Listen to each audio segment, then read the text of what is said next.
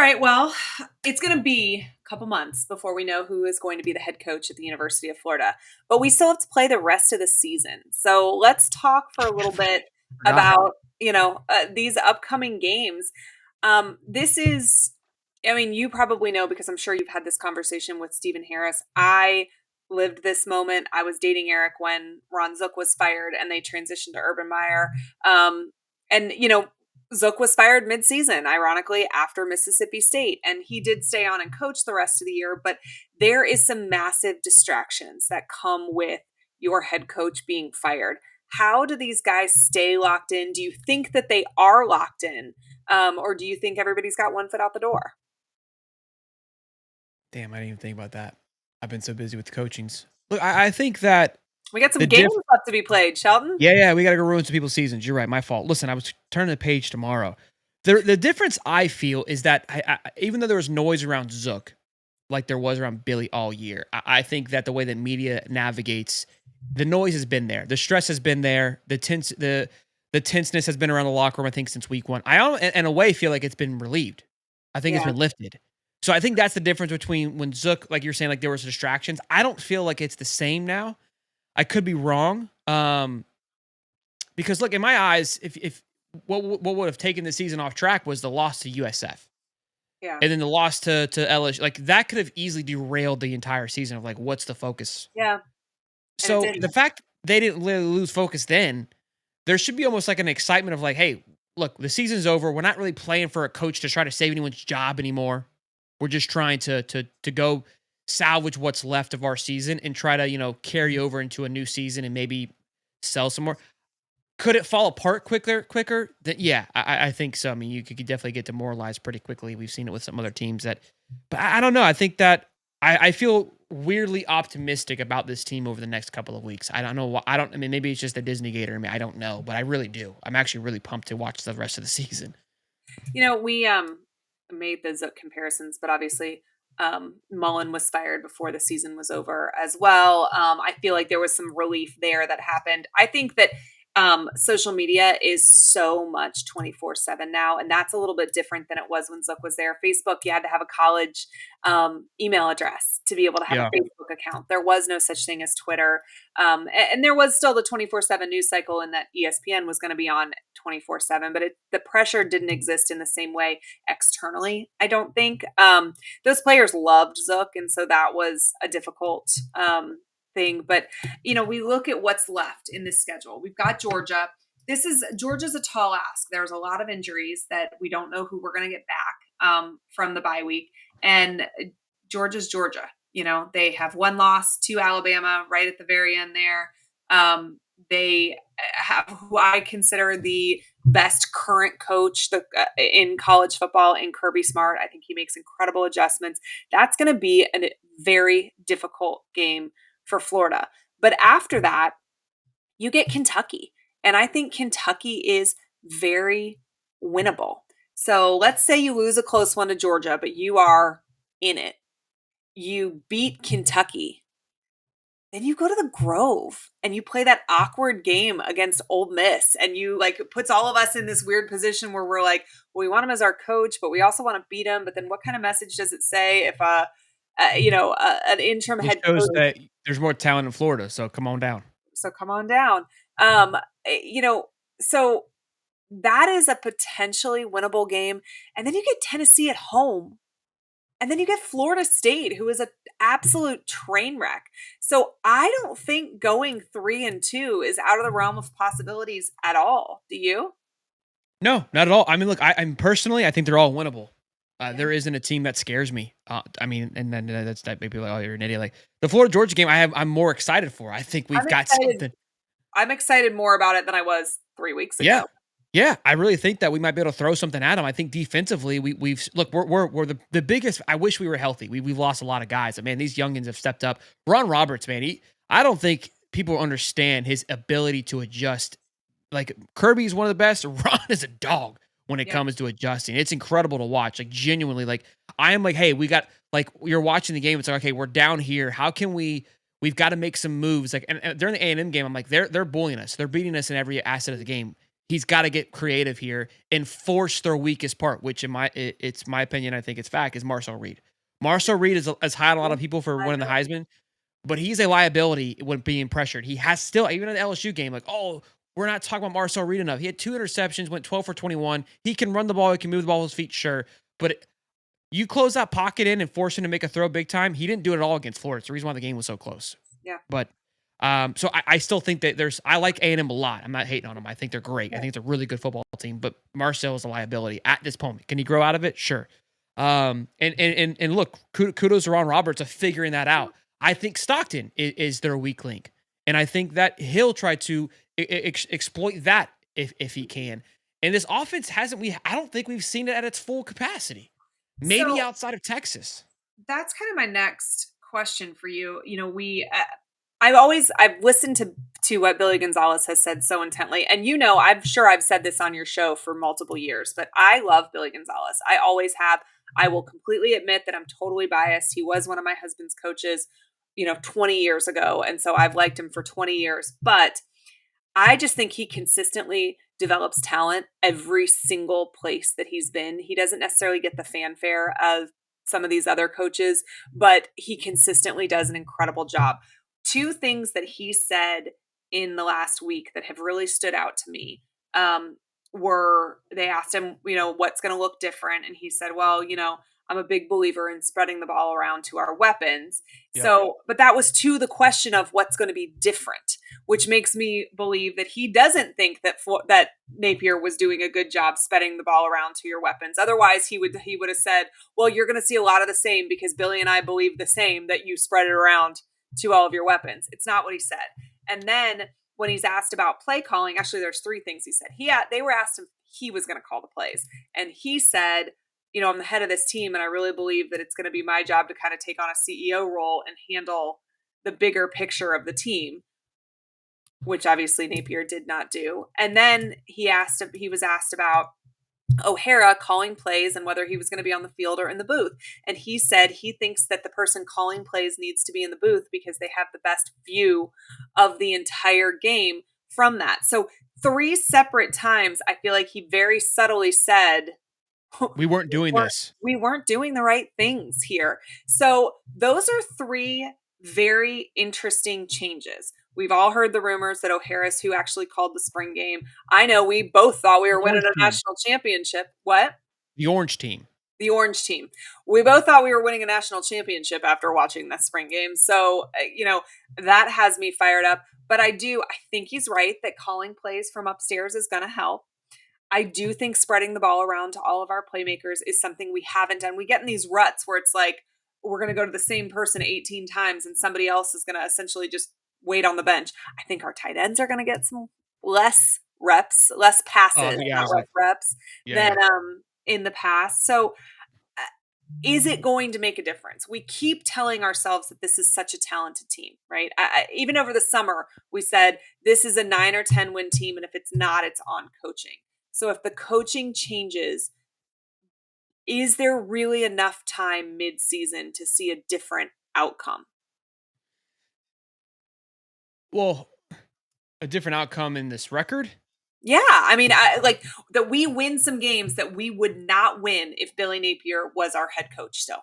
Yeah, 100%. I fully believe that. There's a cool little tidbit I've said a couple times on our show, and it kind of I'm sure it gets glazed over because it's not the biggest factor that we talk about, and I'll talk about it again tomorrow once we hear Gonzalez talk again. But we were fortunate enough to have Harrison Bailey on our show, and I mean it's not the sexiest name that we could have had on the show, but he was an awesome interview. Like this is not a Yeah, shot, but he's a third string quarterback. Like what? yeah. Like it's not like how much is he going to really give us? But I was like, this guy's been around the league. Like I was pumped to talk to him, and this was right after he threw for record breaking numbers with Dallas Wilson. So I was like, we've got plenty to discuss. A lot of great conversations.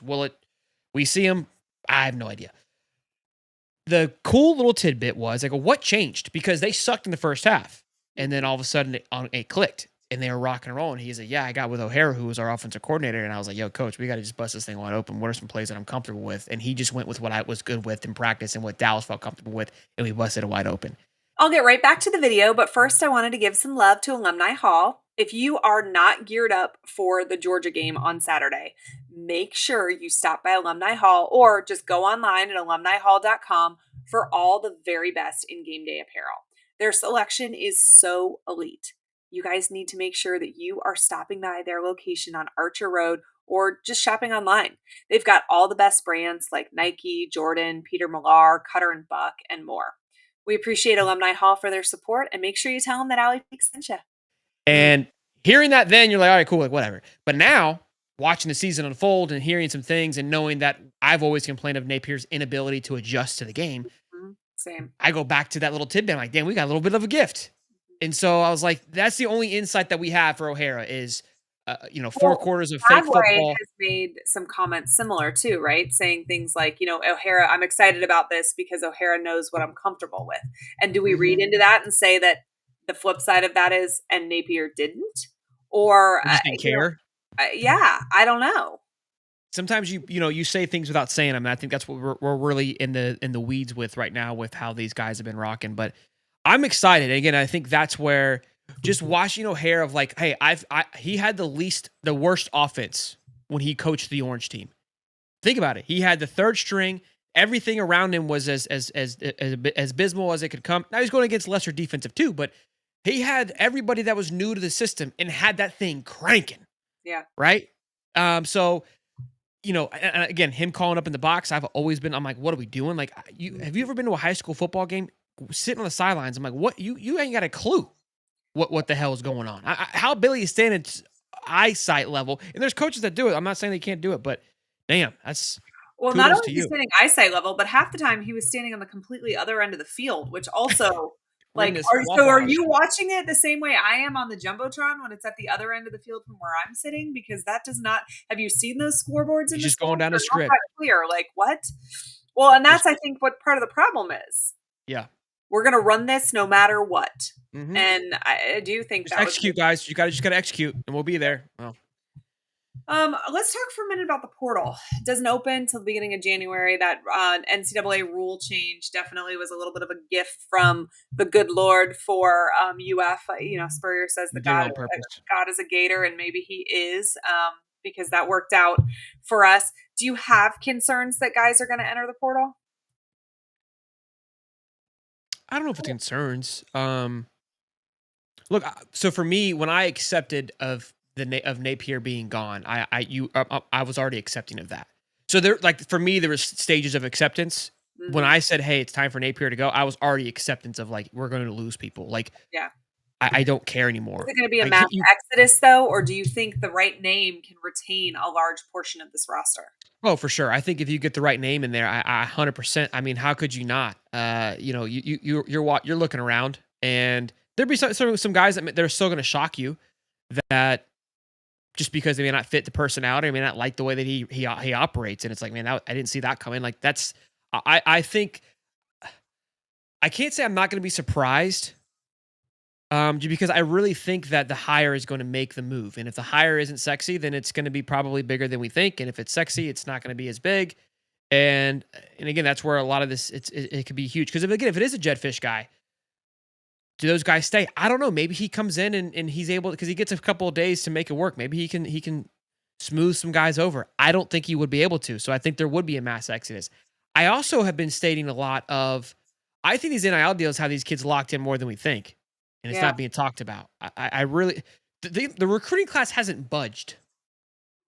LSU, let's see what this recruiting class does. It was healthy.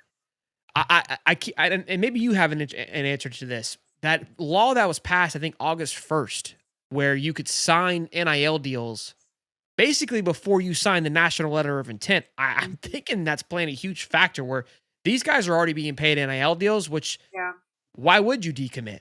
Yeah. I think the right name retains pretty much everybody. You're going to get some attrition no matter what. You get attrition every single year. You're going to get attrition from guys who maybe don't fit the system, who he comes in and says, hey, listen, so just going to level with you. Probably not going to play a whole lot. Might want to get in the portal. I do think the right person brings some people with them. Now, do I need an entire coaching staff and roster from Louisiana brought over a second time? Big no. But if Lane would like to cherry pick the Ole Miss roster, I am totally down for that to happen. Maybe less so with, Washington's roster or something like that. But I do think the right guy. I do think the rule change really helps us. I think you're right. NIL will play a factor in this. It's such a it's such a gamble though, but it's one that Florida had to take. They probably took it a year too late. You make this fire last year, you basically get to handpick whoever you want, probably for $2 million less a year than you're going to end up paying this year. That's Um, it. So I think that's actually a good conversation too, because people are like, oh, we should have done it. We wouldn't be in this predicament. But if we did it then, we may have not had the cover board either that we have to potentially, you know, that looks yeah, appealing. There's so many things you could go either which way. The rule changes that were beneficial. Like who knows if we fired him last year, what happens? yeah. And so that recruiting class, the way that it ended was historic. There's a lot of good things that came from keeping Okay. him. That Wait. Now it is not historic. It was his best way that class. it finished, the way that it finished, the way that it Okay. finished. All right. Sorry, Maybe the the way way that it that it finished. finished. Okay. The That is class wasn't probably historic. true. No, The the way way that that it finished was crazy. the way that it Yeah, finished was awesome. It was very strong at the end there. And the vote of confidence definitely helped secure that class for sure. I do think you would have had an easier time landing your guy um, than you're going to have this year. At the very least, if it's going to be more expensive and cheaper. to land Yeah, your guy. Yeah. But it's going to every be, decision has its challenges. You can't look about what if it's done and over with. So yeah. that's neither here nor there. All right. Well, moving forward, it is Georgia Hate Week. This is Come one of on. the best weeks of the year. It is early in the week, though. But are you liking Florida in this one? I mean, it's every week I like Florida. Come on. Look, the only game that I was concerned about from Jump Street, and I said it in June, I said it in July, I said it in August, and I said it the day before was A&M. That was My my guy goes bellwether game. my And guy goes my guy goes a dog.